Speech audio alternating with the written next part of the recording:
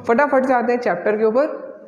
वो चैप्टर है आपका सेकेंड वर्ल्ड वॉर। ठीक है, अब ये तो सभी की मतलब अंदर से वो होगी, प्रार्थना होगी कि भाई अब आगे इसके आगे कोई वर्ल्ड वॉर ना हो, क्योंकि ये बहुत ही डिवास्टिंग, बहुत ही डिस्ट्रक्शन हुआ इसमें, इसके अंदर बहुत नुकसान हुआ लोगों का। समझो 28 मिलियन, अब यहाँ से चैप्टर शुरू हो गया, समझो 28 मिलियन सिविलियंस मारे गए थे, सिविलियंस आम जनता, 22 मिलियन सोल्जर्स मारे गए थे। लोग, कंट्री की 1/4 पॉपुलेशन ख़त्म हो गई थी, किसी कंट्री की आधी पॉपुलेशन ख़त्म हो गई थी, इतना ये डिवास्टिंग था। तो चलो फटाफट शुरू करते हैं कॉजेस से। ठीक है, देखो क्या था, वर्ल्ड वॉर 1 में जर्मनी को बनाया गया आपका ट्रीटी का गिल्टी। तो गिल्टी को लेकर बहुत ज़्यादा डिससेटिस्फैक्शन थी, खासकर देखो इसमें जो ज़्यादा दो लोग कौन कौन से उछले थे, जर्मनी और इटली वाले उछल गए थे इसमें। ठीक है, तो इन्हीं की वजह से ही पूरा काम हुआ है। सबसे पहला ट्रीटी से भी डिससेटिस्फैक्शन इन्हीं को ही थी।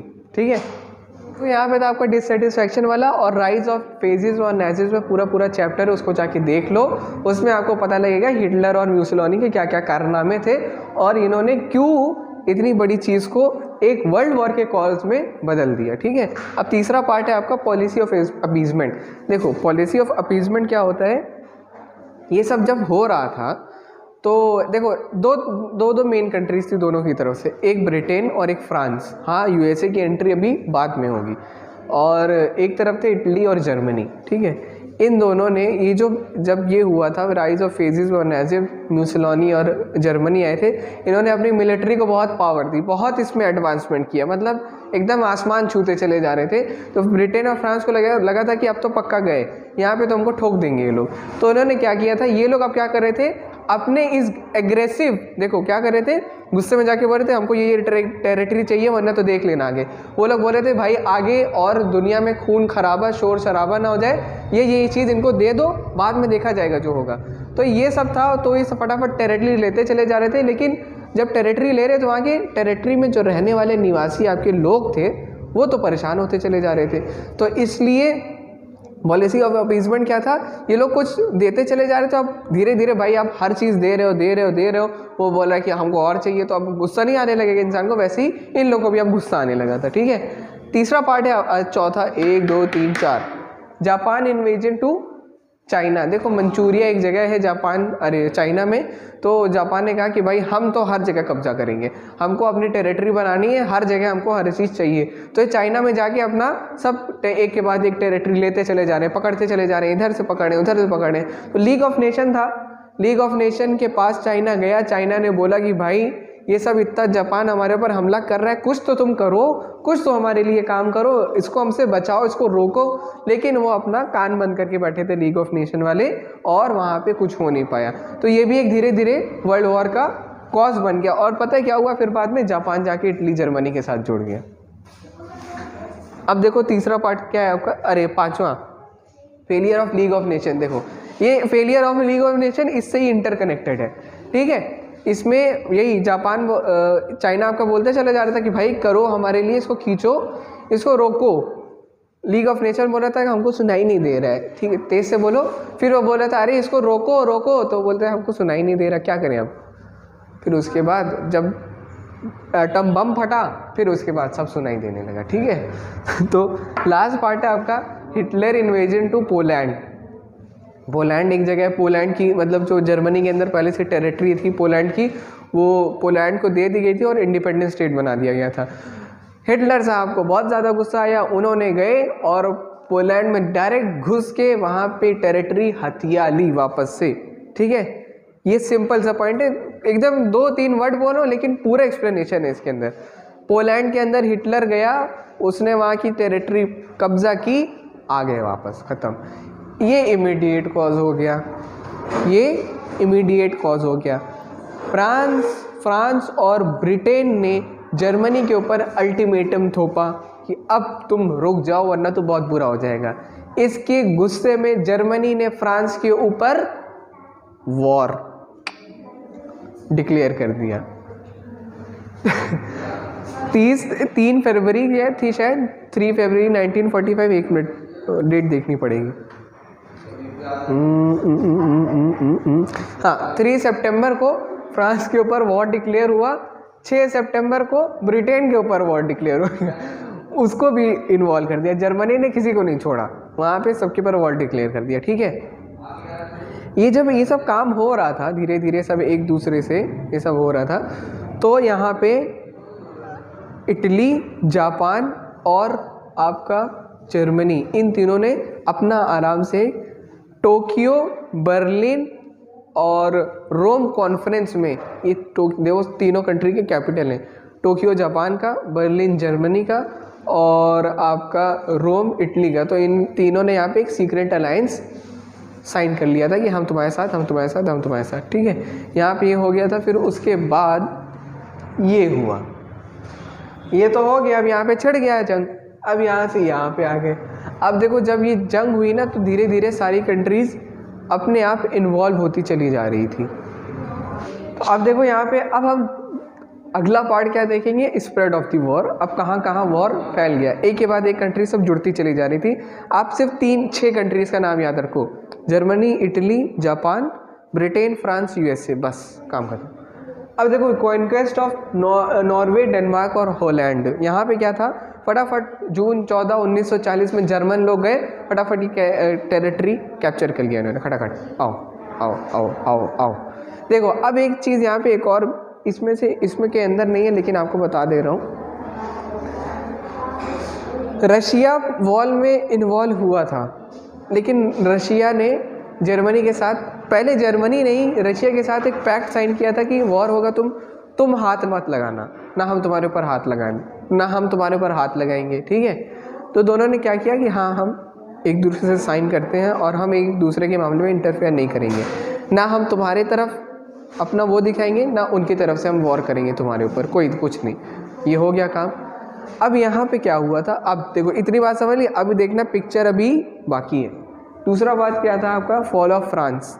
फ्रांस में क्या हुआ था, फ्रांस के अंदर ये लोग पेरिस में गए, पेरिस में इतनी स्पीड में लड़ाई लड़ी कि मतलब बिना गोलियां चलाए जीत गए पूरी, इतने भयंकर तरीके से गए वहाँ पे। और ये लोग मतलब उस वॉर को भी ये जर्मन्स कहते थे और हिस्टोरियंस भी कहते हैं कि लाइटनिंग वॉर थी बिल्कुल। ये मतलब 1 हफ्ते के अंदर कॉन्क्वेस्ट पूरा ख़त्म, 3-3, 4-4 महीना लगता था पहले, कभी कभी 1 साल, 2 साल, 3 साल भी लगता था किसी कंट्री को कॉन्क्वेस्ट करने में, पकड़ने में, जीतने में।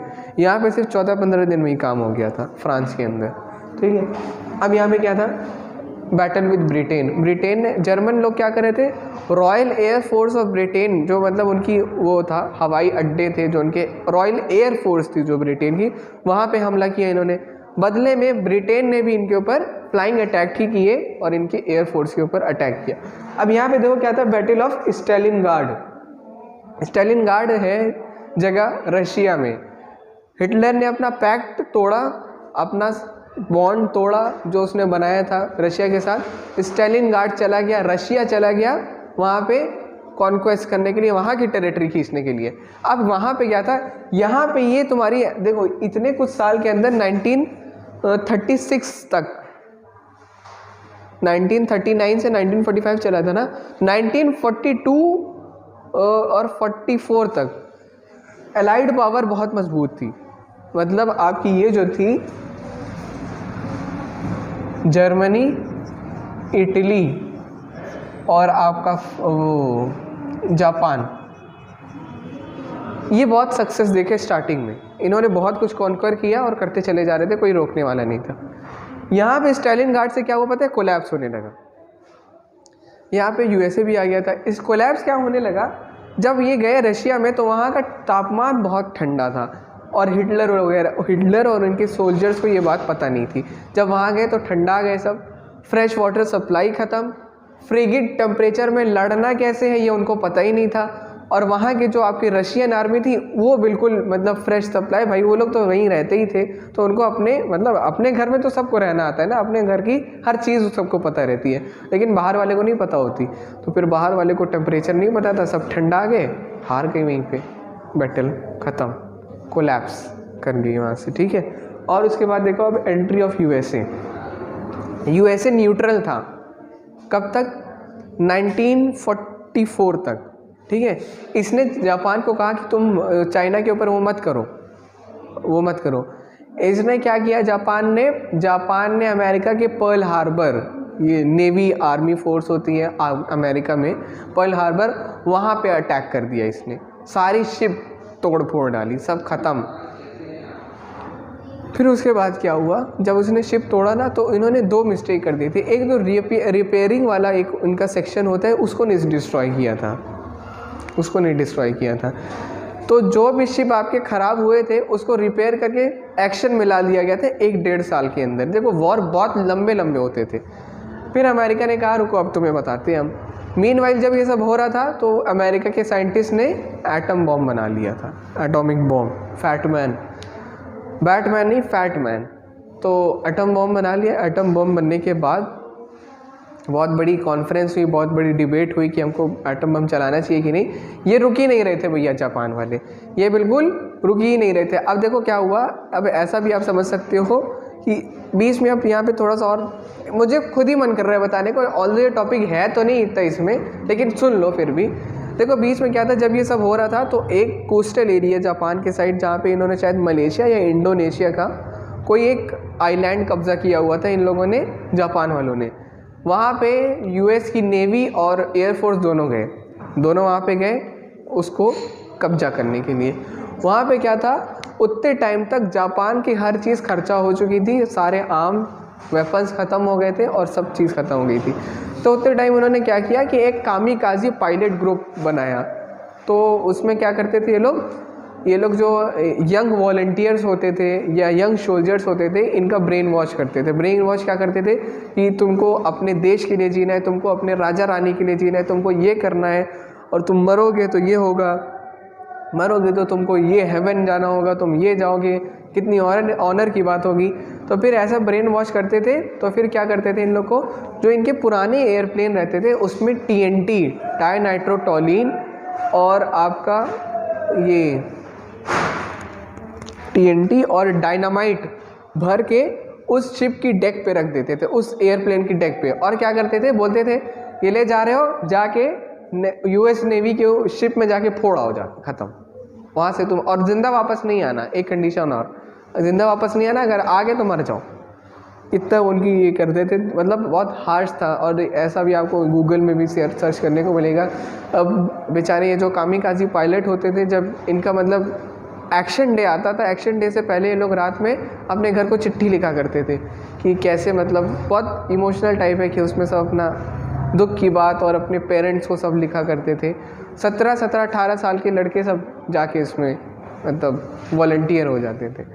तो ये था इसका छोटा सा पार्ट। तो फिर उसके बाद वापस आते हैं टॉपिक पे। एटम बम पे क्या था, डिबेट हुआ। डिबेट होने के बाद उसने कहा कि अब ये ऐसे नहीं मानेगा, कुछ ना कुछ करना, एटम बम फोड़ना पड़ेगा।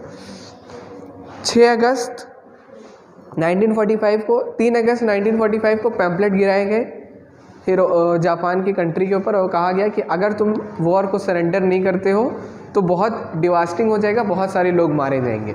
जापान ने बोला बकवास कर रहे हो, बकवास भी कर रहे हो और अपना कान भी बंद कर लिया, हमको सुनाई नहीं दे रहा। फिर उसके बाद जापान ने कहा अच्छा रुको, अमेरिका ने कहा अच्छा रुको। 6 अगस्त को हिरोशिमा के ऊपर फोड़ दिया बम, एटम बम। बहुत सारे लोग मर गए, कम से कम 50-60 लोग एक बार में मर गए, ख़त्म। अब भी सरेंडर नहीं हुए। 9 अगस्त को दूसरा एटम बम फोड़ दिया नागासाकी के ऊपर, सरेंडर होना पड़ा ज़बरदस्ती। पहले सरेंडर करते तो इतने लोगों की जान नहीं जाती है। यहाँ पे देखो ये दोनों पार्ट कवर हो, एंट्री भी हो गई थी, बॉम्बिंग भी हो गई थी। बॉम्ब होने के बाद ख़त्म काम, बस सिंपल। यहाँ तो ये था आपका वीडियो, या कह सकते हो पहला पार्ट था सेकेंड वर्ल्ड वॉर का। अगले पार्ट में हम लोग रिजल्ट्स वाला देखेंगे और रिजल्ट्स के बाद अपना चैप्टर ख़त्म करेंगे। Meet you in the next video, तब तक के लिए thank you and take care. हो गए, और अब हम आ गए हैं सेकेंड वर्ल्ड वॉर के अपने लास्ट पार्ट में, जिसमें हम देखेंगे रिजल्ट्स, कॉन्सिक्वेंसेस क्या क्या थे फर्स्ट वर्ल्ड वॉर के बाद में। और आपका इसी से ही 2 और मेन टॉपिक लिख लेंगे, एक UNO और उसके बाद एक नॉन अलाइनमेंट मूवमेंट, जो कि आपके सिलेबस में कवर होगा। फटाफट से आप अपना अब की बार अपना कॉन्सिक्वेंसेस देखते हैं। कॉन्सिक्वेंसेस को देखने के बाद हम लोग अपने अगले नए चैप्टर्स में जंप करेंगे, ठीक है। फटाफट से कॉन्सिक्वेंस, भाई इतनी बड़ी वॉर हो गई, उसके बाद इसके रिजल्ट क्या थे उसके बारे में देखेंगे। देखो इसके 3 प्रोमिनेंट रिजल्ट थे। एक तो था आपका, पहले तो हार गई, ये कोई ना कोई तो जीते गई ना, एक तो हार गई, दूसरा UNO की फॉर्मेशन हो गया, कोल्ड वॉर एक आपको लास्ट में पता लगेगा क्या है, ठीक है। सबसे पहले देखो डिफीट क्या थी एक्सेस पावर की, एक्सेस पावर थे देखो आपके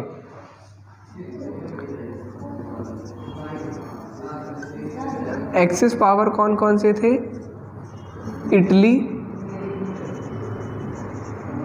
जर्मनी, जापान, ठीक, इटली, जर्मनी, जापान। आपकी एलाइड पावर थे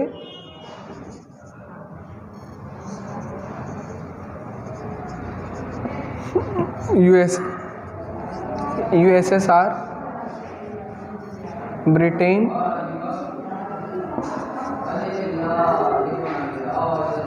फ्रांस।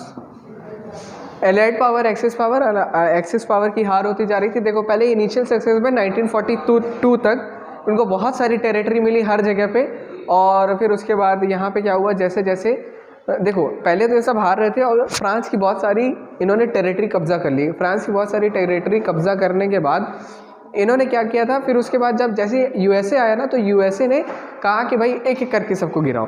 फटाफट से इन्होंने इटली के ऊपर जंप मारा, जंप मार के उसको तीनों ने पकड़ के निचोड़ दिया, और इटली ने इटली को ज़बरदस्ती सरेंडर करवाया, और वहाँ पे म्यूसोलिनी की डेथ भी हो गई। और उसके बाद एक इनसे पैक्ट भी साइन कराया कि अब दोबारा वॉर नहीं होगा। दूसरे पे आए ये लोग कहाँ पे, एक तो स्टालिन गार्ड में क्या हुआ था, जर्मन कोलैप्स कर गए थे, वहाँ पे सोल्जर्स बिल्कुल हार गए थे, ख़त्म वहाँ पे काम। तो ये देखा था कि मतलब स्टालिन गार्ड में बहुत बड़ा मतलब जर्मन को डिफीट हुआ। ये इतना मतलब ये सदमा लगा हिटलर को कि वो झेल नहीं पाया और उसने सुसाइड कर लिया वहीं पे। ये हमें जर्मनी ख़त्म। जापान अब भी डटा हुआ था, वो मतलब ये जो समझते हो ना आपकी इंडोनेशिया, ये पूरे जो इधर साइड के हैं कॉन्टिनेंट, सब जो छोटे छोटे आइलैंड है, मलेशिया, सिंगापुर, इंडोनेशिया और आपका मलाया, बहुत ढेर सारे ऐसे कॉन्टिनेंट सब पे इन्होंने कब्जा किया हुआ था। अब इन्होंने पूरा, ये तीनों लोग गए कहाँ पे, ब्रिटेन, फ्रांस, अमेरिका कहाँ गए, और अमेरिका स्पेशली सबसे ज़्यादा जापान के पास। जापान के पास इन्होंने क्या किया, बॉम्ब वॉम्ब छोड़ा और सरेंडर करवा दिया, काम खत्म। यहाँ पे देखो इनिशियल सक्सेस थी, 1 बाय 1 इनको धीरे धीरे डिफीट हुई। लास्ट में क्या था, हिटलर, जापान और म्यूसोलिनी तीनों की डेथ हो गई। हाँ भैया सब खत्म हो गया। ख़त्म होने के बाद यहाँ पे वॉर ख़त्म हो गया। वॉर ख़त्म होने के बाद यूएनओ आ गया आपका, यूनाइटेड नेशन ऑर्गेनाइजेशन, जिससे हम अब देख सकते हो यहाँ से यहाँ आ गई। तो यहाँ पे जब आओगे आप तो देखो क्या हुआ, आगे कोई वॉर ना हो। लीग ऑफ नेशन का भी यही मुद्दा था और इसका भी यही मुद्दा है, लेकिन ये वाला ज़्यादा स्ट्रॉन्ग था, ये वाला स्ट्रॉन्ग है, अभी भी ये चलता चला आ रहा है। तो यूएनओ का एक ये था मुद्दा कि भाई आगे कोई वॉर ना हो, और वॉर ना होने के लिए एक और ये भी कंडीशन है कि मतलब अभी वॉर ना हो और भी कोई हमको मतलब इंटरनल पीस आपस में कंट्री में रहे, और मतलब ज़्यादा लड़ाई दंगा ना हो आपस में एक दूसरे से, देश से, और हर कंट्री को अपने और एक दूसरे की रिस्पेक्ट करनी चाहिए। ये इनके सारे मुद्दे थे और इसीलिए बना कि आगे कोई थर्ड वर्ल्ड वॉर ना है। और ये हमारी ऑर्गेनाइजेशन अब की बार काफ़ी स्ट्रॉन्ग थी, ठीक है। लास्ट पार्ट है आपका कोल्ड वॉर। देखो कोल्ड वॉर क्या होता है, ऐसे एक सिचुएशन जहाँ पे देखो अब जब वर्ल्ड वॉर हुआ ना, जो जीती तो उसमें रशिया भी था और यूएसए भी था। तो रशिया और यूएसए से यूएसएसआर, रशिया यूएसएसआर को ही कहते हैं, तो यूनियन सोशल सोवियत यूनियन इसको बोलते हैं कुछ ऐसे ही। तो ये दो ब्लॉक में इनका, नहीं एक मिनट सुनो, यूनियन सोशल सोवियत रिपब्लिक, ये यूएसएसआर का फॉर्मूला है शायद। केमिस्ट्री पढ़ा के दिमाग ख़राब हो गए, तो इसका ये फुल फॉर्म है, ठीक है। तो अब यहाँ पे आप समझो कि जब ये वॉर जीत गए लोग, तो यूएसएसआर और आपका यूएसए, ये दोनों दो पावर ब्लॉक में अलग हो गए। अब पावर ब्लॉक क्या था, इनके बीच में बहस होती थी लेकिन उसमें आर्म्स नहीं उठाए जाते थे। तो एक यूएनओ का भी इस्टेब्लिशमेंट भी एक ये भी फैक्टर था कि भाई पूरी दुनिया अभी थर्ड वर्ल्ड वॉर पे ना जाए, कि यूएसएसआर और आपका यूएसए के बीच में जो वो डिबेट या इंटरनल टेंशन्स चल रही है, ये वॉर का रूप ना ले ले और पावर ब्लॉक मतलब दोनों की तरफ कंट्रियां ना बढ़ जाए। तो यहाँ पे यूएनओ ने भी बहुत बड़ा काम किया था। ये कोल्ड वॉर होता है जिसमें आपकी इंटरनल टेंशन्स, डिबेट ज़्यादा बढ़ जाते हैं विदाउट, जिसमें मतलब लोगों को कोई हार्म नहीं होता, कोई हथियार नहीं चलाए जाते, कोई वॉर नहीं होते आपस में। तो इसी को आपको कोल्ड वॉर कहते हैं। इसी को लेकर हम देखेंगे कि कौन कौन सी कंट्रीज से जिसने उतने टाइम क्या था, पावर ब्लॉक बने थे, उस पर सब कंट्री भाग भी ले ली थी, लेकिन आगे थोड़े थोड़े बीच में डिस्प्यूट थे, वो धीरे धीरे सेटल होते चले गए और अब हमारा बिल्कुल शांति से सब काम चलते चले जा रहे हैं। तो उतने टाइम क्या था, बहुत सारी ऐसी कंट्रीज थी जिन्होंने पार्टिसिपेट किया था और कुछ ऐसी भी थी जिसने नहीं किया था, जिसमें हमारी कंट्री इंडिया भी थी। उसके ऊपर एक सेपरेट चैप्टर है आपका नॉन अलाइनमेंट मूवमेंट, जो आपको बिल्कुल मिल ही जाएगा आगे। और उसके बाद आपका ये कंटेम्प्रेरी वर्ल्ड ख़त्म होगा।